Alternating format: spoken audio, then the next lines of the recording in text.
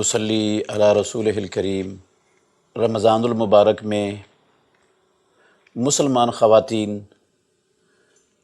کے لیے ایک عذر ہے، جس عذر کی وجہ سے شریعت نے انہیں رمضان المبارک کے اندر روزہ چھوڑنے کی اجازت دی ہے،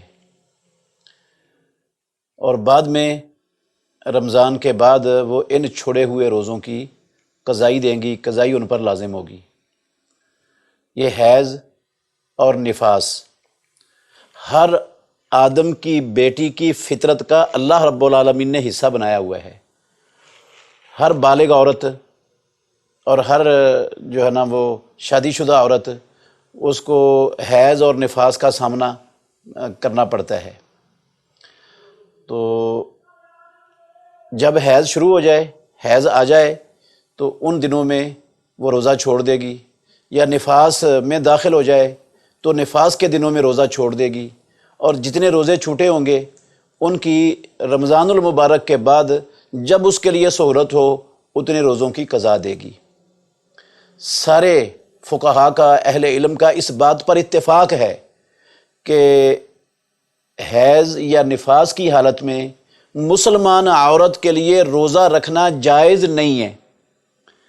ہماری ماں عائشہ ام المومنین رضی اللہ عنہا بیان فرماتی ہیں کہ کنا نو مارو بے قضاء الصوم ولا نو مارو بے قضاء الصلاۃ، بخاری اور مسلم کی حدیث ہے کہ ہمیں حکم دیا جاتا تھا حیض اور نفاس کی حالت میں روزے کی قضائی دیں اور نماز کی قضائی نہ دیں۔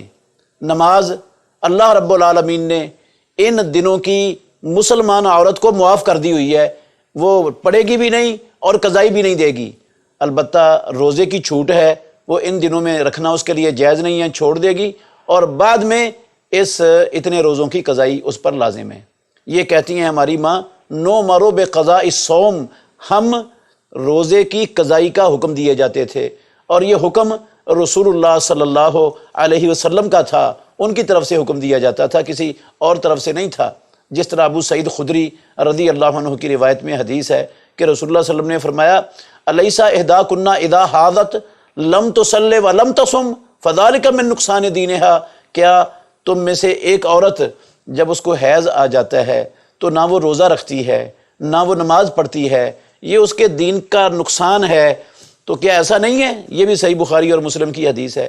ہاں البتہ عورت نے روزہ رکھا ہوا ہے، اس کو روزے کی حالت میں حیض شروع ہو گیا ہے، چاہے وہ دن کا شروع ہے، چاہے دن کا درمیان ہے، چاہے دن کا آخری حصہ ہے، عصر کے بعد ہے، مغرب سے 5 منٹ پہلے ہے، وہ اس کا روزہ فاسد ہو گیا ہے۔ جس روزے کے اندر اس کو حیض کا خون شروع ہو گیا ہے یا نفاس آ گیا، روزہ فاسد ہے، تو وہ اس روزے کی بھی قضائی دے گی۔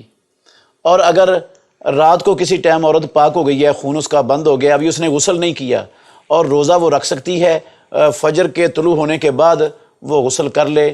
یہ اسلام نے مسلمان عورت کو رمضان المبارک کے روزوں کے حوالے سے سہولت دی ہے۔